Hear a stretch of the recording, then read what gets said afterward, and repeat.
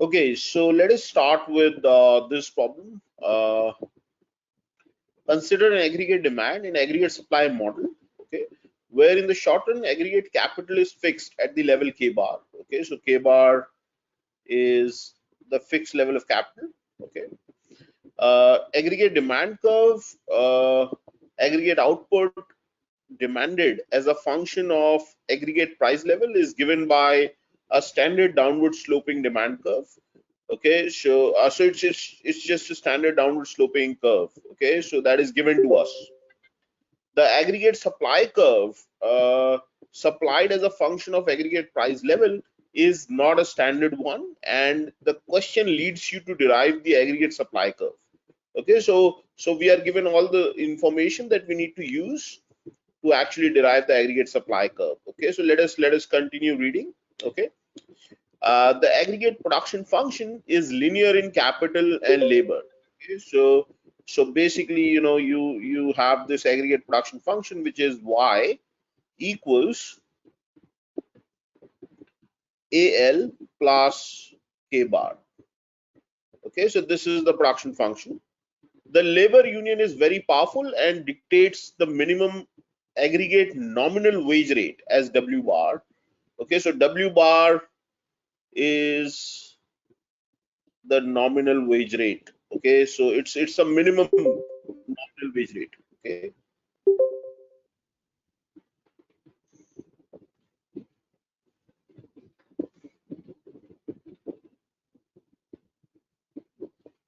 okay.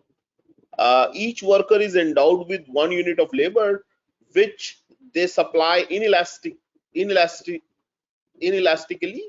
if the producers offer the nominal wage w greater than w bar. Okay, so the supply of labor is one, for each of the laborer. Okay, if w is greater than w bar, where w bar is the minimum nominal wage. Okay, and a worker does not supply any labor if w is less than w bar, and at w equal to w bar, the worker is indifferent between supplying and not supplying her labor endowment. And it is also the total number of workers available in the economy is fixed at L bar. Okay, so this is also given to us. Okay, so the first question is, derive the aggregate supply curve in this economy as a function of the aggregate nominal wage rate. Okay, so you have to find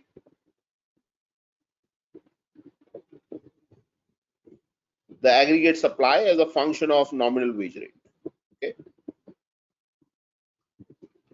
so let's just do that. Actually, it is clearly given to us over here. So all that we have to do is just write this information which is already given to us, that this is exactly how the labor will be supplied. Okay, so it is, so there is a possibility that there are multiple uh, multiple solutions. Okay, so what I'll do is I'll write them as set of solutions.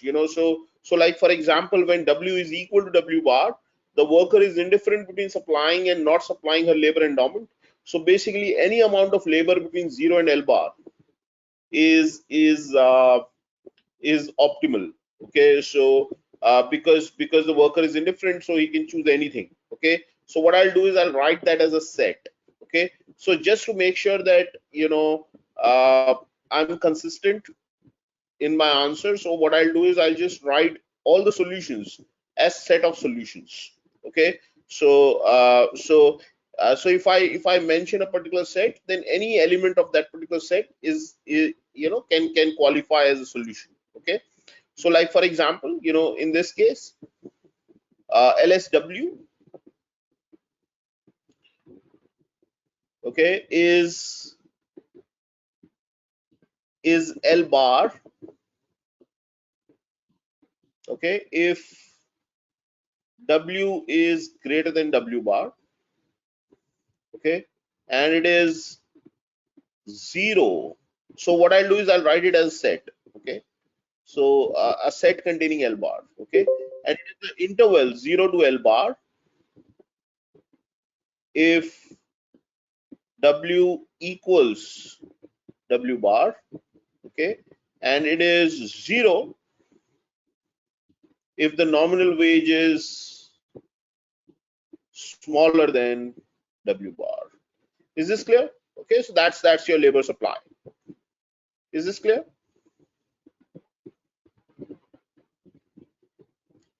Okay. Now the next question is, so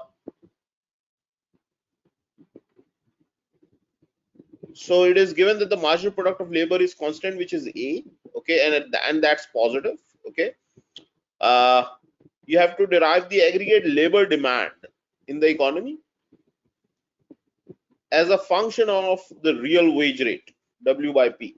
Okay, so you have to write, you have to find the labor demand. Okay, so how do you find the labor demand? So labor demand comes from the firms. Okay, and the firm, the way they're going to choose labor demand is they'll maximize profit. Okay, so this is what they're going to do: maximize with respect to L, price times the output, AL plus K bar, okay, minus WL minus some fixed cost, some fixed cost of capital, whatever it is. So I'm just mentioning it, but it's not going to play any role at all because it's a constant term, because I'll be choosing with, L. So, and since I'm choosing L, this does not depend on L. So obviously it's just a constant that you're subtracting from an objective, and it's not going to affect the solution to the problem. Okay, so I'm just writing that just to make sure that this is the profit. Okay, so that if there are any fixed costs, you can deduct those. Okay, and and what you need to do is just need to maximize this with respect to L. Okay, and again notice that this is actually linear. This objective is linear in labor. Okay, so since this is linear in labor, okay, so it will depend on PA and W. Okay, so if PA is greater than W, then there is no finite solution to this problem. Okay, so let's just write it. Okay, so labor demand as a function of W by P. Okay, again what I'll do is I'll write it as the solution as sets. Okay, set of solutions. Okay, so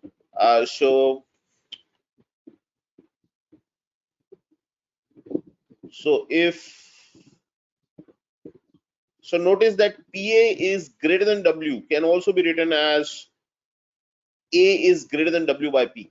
Okay, so if A is greater than W by P. Okay, so if A is greater than W by P, then there is no finite solution to this problem because you keep on increasing labor. The difference between PAL and WL will keep on growing. Okay, and rest of the term is a constant. So clearly, you can make infinite profits. Okay, by demanding infinite amount of labor. So there is no finite solution to this problem. So we'll just write that this is an empty set because there is no finite solution to this problem. Okay, if A is equal to W by P, okay, in that case, you can see that this will cancel with this. Okay, because AP is equal to W. So there is no labor term. So basically, it's just a constant. This term is just a constant, which is equal to PK bar minus F, and that means that any amount of labor is a solution to this problem. Any non-negative quantity of labor solves this problem because no matter what labor quantity you choose, your profit is always the same. So every possible quantity of labor is profit maximizing. Okay, so you can just write it as R plus. Okay, and if A is less than W by P, okay, that's the final possibility, in which case P times A will be less than W, and that would mean that the higher the amount of labor you hire, the lower will be your profit. So clearly you will choose to hire 0 units of labor in this case. So this is your labor demand. Is this fine? Is that okay? And also, just mention that, that you are writing these as sets of solutions, because there is a possibility of multiple solutions. So you just want to make sure that all the solutions are mentioned. That's why you're writing them as set of solutions. Okay, that's all. Just make a note somewhere in your answer that's what you're doing. Okay.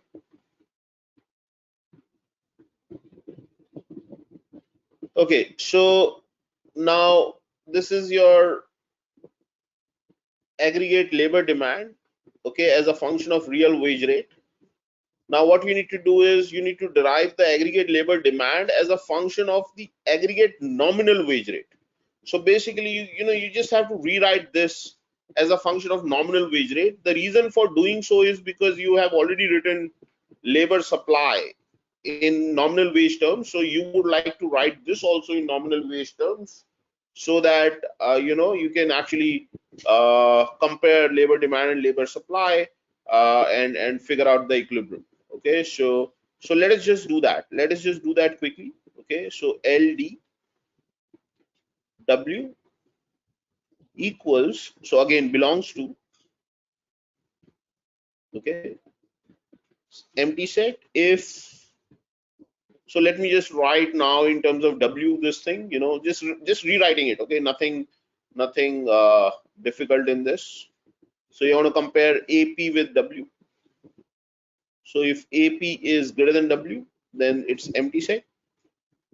It's R plus if AP equals W.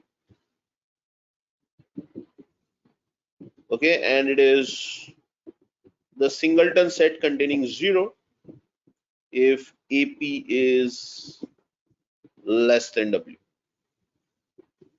Okay, so this is the labor demand. Okay.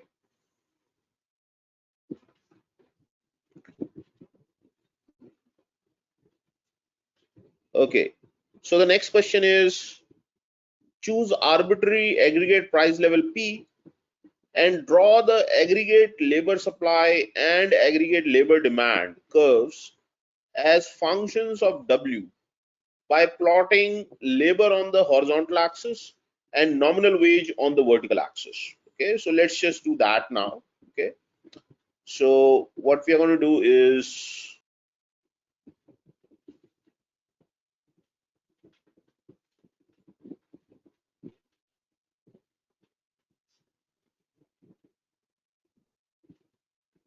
okay, we'll put nominal wage on the vertical axis and labor on the horizontal axis. Okay,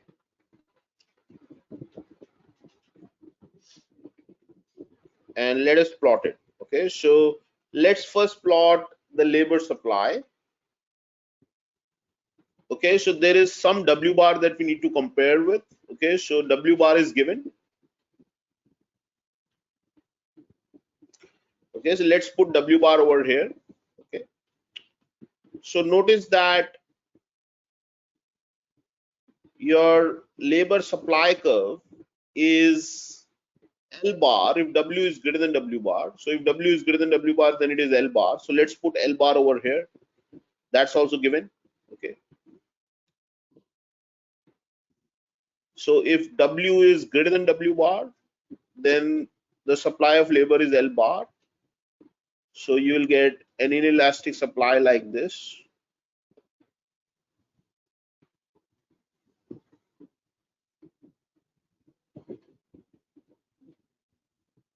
Okay, and if W is equal to W bar, then you are indifferent between 0 to L bar.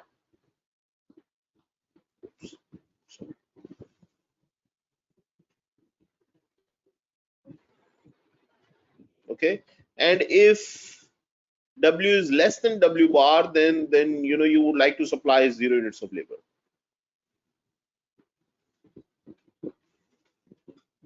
Okay, so this is how the labor supply curve will look. Is this fine? Is that okay?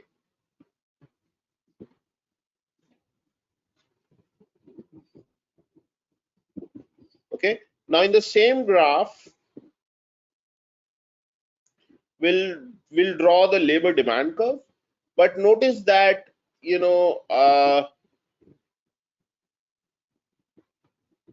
again we'll have to compare W with A times P. Okay, so what we can do is we can consider three cases here. Okay, so let me just put case one. Okay, so let me tell you what all cases we need to consider. So because it's, here we are comparing W with AP, here we are comparing W with W bar.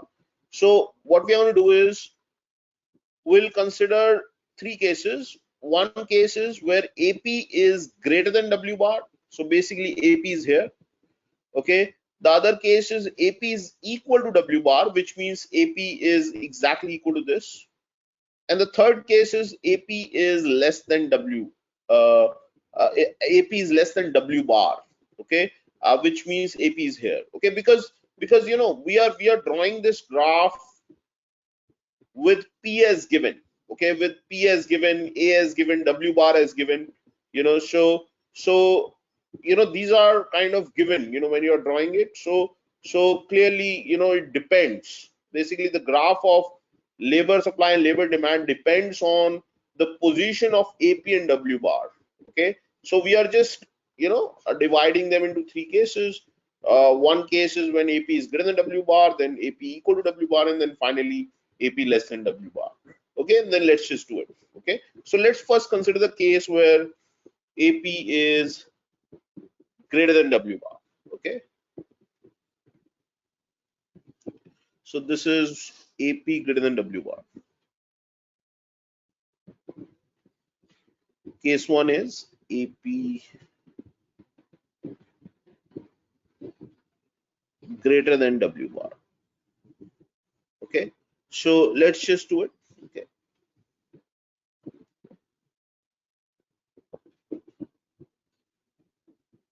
so this is AP because AP is greater than W bar.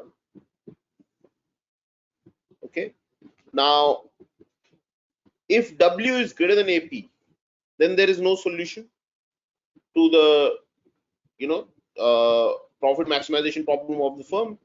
So we don't need to draw anything. Okay, in this situation, if AP is equal to W, so that means if W is equal to AP, then in that case, any non-negative quantity of labor is a solution to the profit maximization problem. So basically, we need to plot a horizontal line like this. Okay, and if AP is less than W, which means if W is greater than AP, so basically wage is greater than AP. Okay, then you demand 0 units of labor. Okay, so let me repeat it. If W is less than AP, if W is less than AP, we don't need to plot anything because there is no solution to the profit maximization problem of the firm. If W is equal to AP, then everything is a solution. So I just plotted a horizontal line like this. And if W is greater than AP, then there is a unique solution which is demand 0 units of labor. So I'm going to plot something like this. So notice that in this case, your equilibrium employment, is basically this point, which is L bar. So if AP is greater than W bar, then the equilibrium employment is L star equals L bar. Is this clear? Is this clear? Okay. Now let me quickly draw case two. Okay.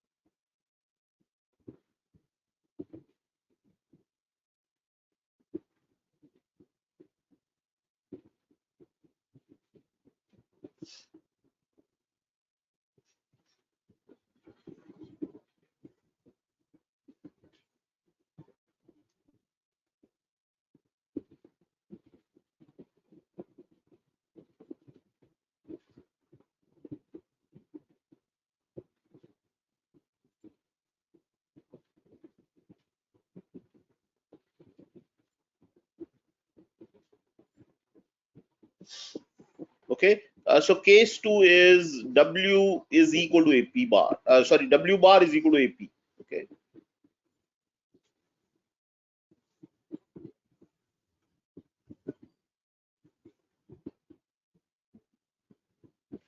Okay. In this case, notice that this structure will just be exactly as it is.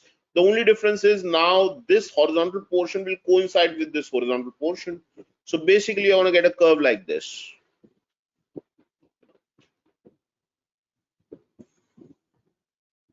So this is your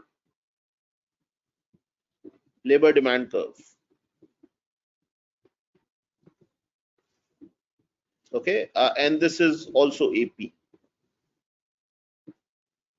Okay, and in this case, all these are equilibrium employment levels. So L star in this case belongs to 0 to L bar. Is that fine? Okay, and now let us do the third case.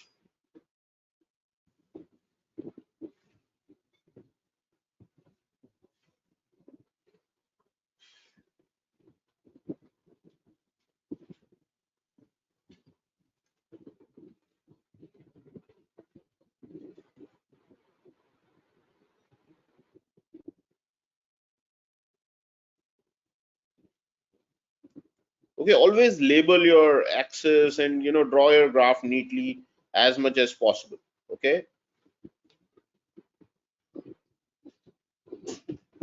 so case 3 is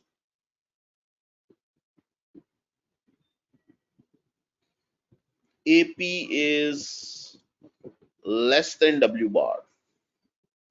Okay, so if in this case again, let me first draw the labor supply curve.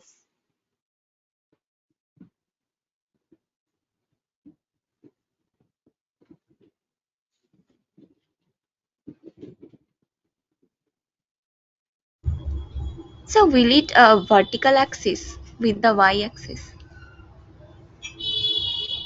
Sorry, vertical axis is nominal wage.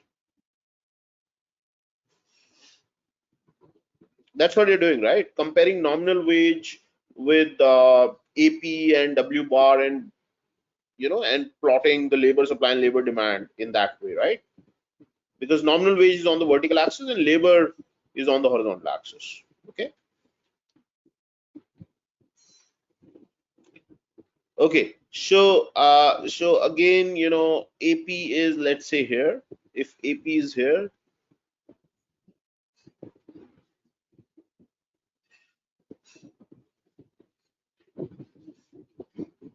okay. In this case, again, if you see, this is how the labor demand curve looks. Okay, it will look exactly like this over here as well. Okay, so the only thing is now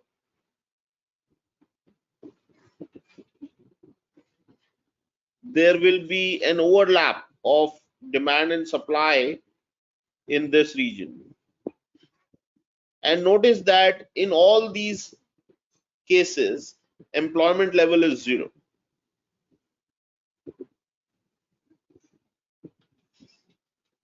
Is this fine? Is that okay? Sir, I cannot understand this. Could you please repeat? So this is the labor supply, this is the labor demand, and that's the stretch where labor demand and labor supply overlap, right? So these are the equilibrium employment equilibrium. These are the equilibrium nominal wage rates at which the employment level is 0, because L is 0, right, at all these points. This is on the vertical axis. All these points are on the vertical axis. So the employment level is 0. All these points are, are basically at all these points, you can again see there is an overlap, and equilibrium employment can be anywhere between 0 and L bar. Okay, and this is the case when AP is equal to W bar. And when AP is greater than W bar, okay, in that case, your labor demand looks like this, labor supply looks like this, and the intersection of demand and supply occurs over here. So the equilibrium employment is L bar. Yes? Yes, sir.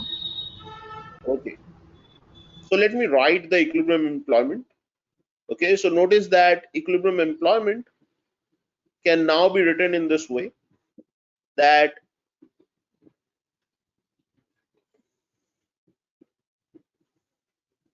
it is L bar if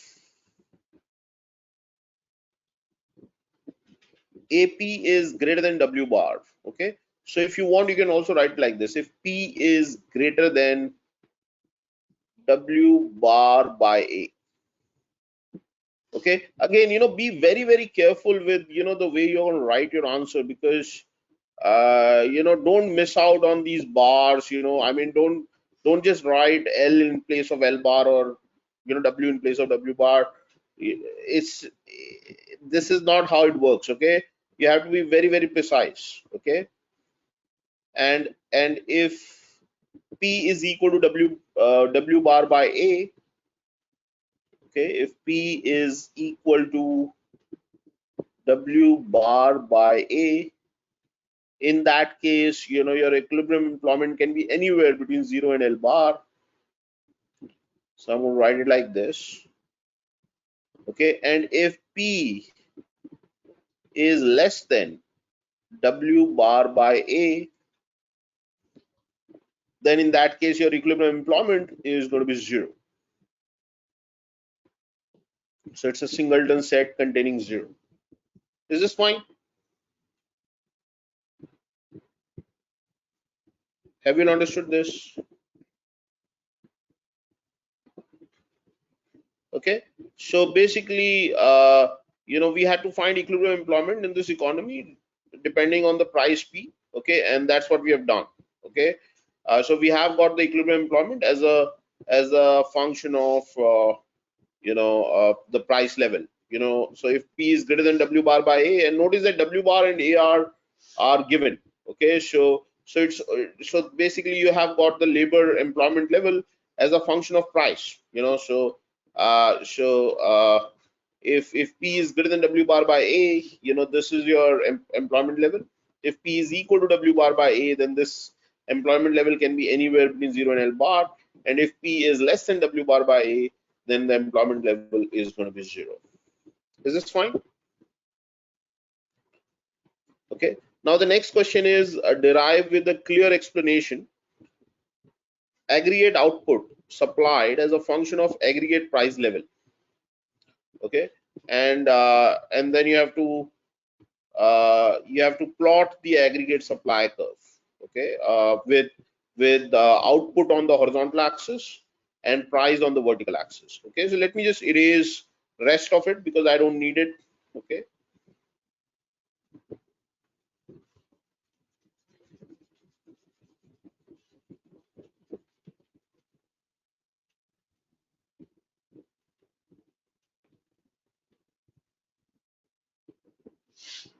okay, so now what I'll do is, in order to figure out the aggregate supply, we'll have to use the production function. Okay, so if you see, the production function is AL plus K bar. Okay, so Y is equal to AL plus K bar. Y is equal to AL plus K bar. Now I know the equilibrium employment level. So what is the aggregate supply? Aggregate supply is nothing but uh, Y equals AL star plus K bar. Okay, so all that you have to do is replace L by the equilibrium employment, because now that you know equilibrium employment, you can figure out how much output will be supplied by substituting in place of L star. Okay, and again, if you just write it, this is how it's going to look. Okay, so you know that if P is greater than W bar by A, if P is greater than W bar by A, then the equilibrium employment is L bar. So this L star will be L bar. So we are going to get AL bar plus K bar. So it's a singleton set containing only AL bar plus K bar. Okay.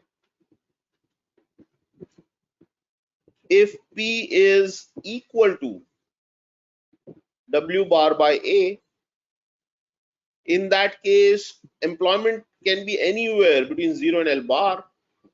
So what that means is if employment can be anywhere between 0 and L bar, the output can be anywhere between K bar and AL bar plus K bar, because the minimum output possible, the minimum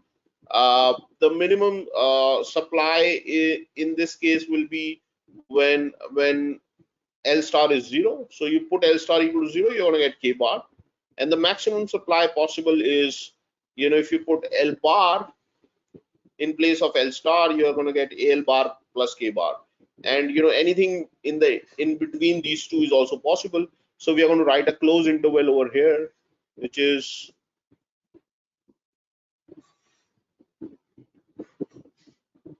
K bar comma AL bar plus K bar. Okay, and please check. I think this is okay, right? Yeah. Okay.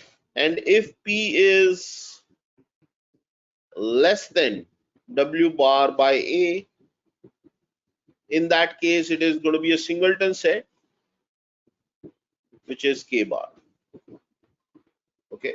And now what you can do is you can plot the aggregate supply curve. So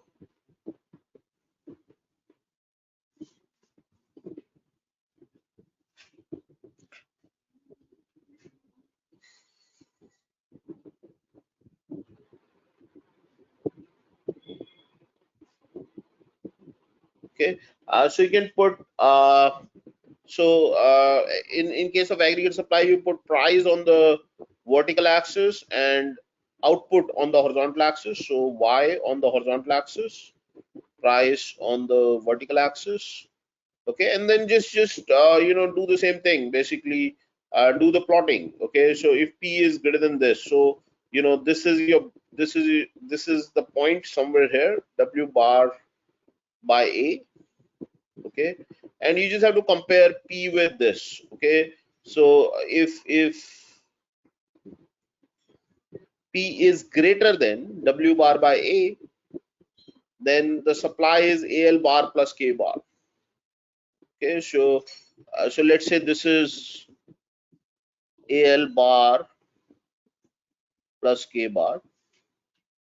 Okay, and the other possibility for the supply is K bar. Let's say this is K bar. Okay, and now you can just easily plot it. Okay, so if P is greater than W bar by A, then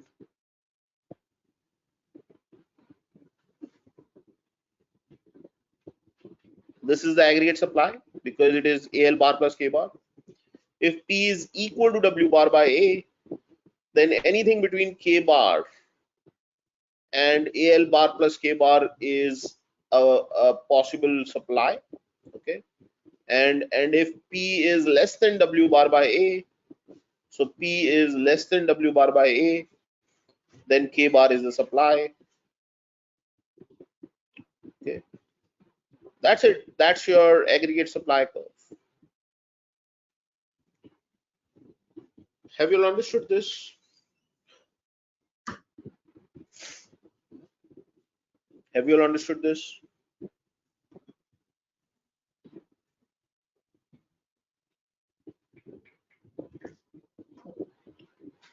Okay, and then the last question is basically, uh, you know, uh, uh, we have to use the information which was given to us at the beginning of the problem, that aggregate demand curve is a standard downward sloping curve. So you have to explain the effectiveness of standard monetary and fiscal policy in this setup. So with so we can you can mention that we can either do expansionary monetary or fiscal policy, or we can do contractionary monetary or fiscal policy, whichever way you like. You just have mentioned, whatever you are doing. So let me do expansionary for fiscal or monetary policy. With expansionary fiscal or monetary policy, the aggregate demand curve is going to shift to the right. Okay, so basically, if your aggregate demand curve, initial aggregate demand curve is like this, then it can become this or this, or this, depending on how much is the magnitude of the shift. Okay, and that will depend on, of course, so by how much have you increased the government expenditure or money supply, whichever the case is, I mean, whether it's an expansionary fiscal policy or a monetary policy, no matter what happens, aggregate demand curve will shift to the right. Okay, and notice that the price level, either the price level will go up or the output will go up. Either the price level will go up or the output will go up. Okay, or both. I mean, both can also happen. Let's say if you move from this point to this point, then both the price level and the output has increased. So this was your earlier output, this was the price level, this is the new price level, and this is the new output. Okay, and if the magnitude of the shift is smaller, then it's possible that only the price might go up, like the case over here. Okay, so in this case only the price has gone up. It's also possible that only the output increases, because if, let's say, the shift is from this to this, then only the output goes up and price does not change. Okay, and so it totally depends on your initial position and the magnitude of the shift, but definitely it's one of the two will go up, either the price or the output in equilibrium.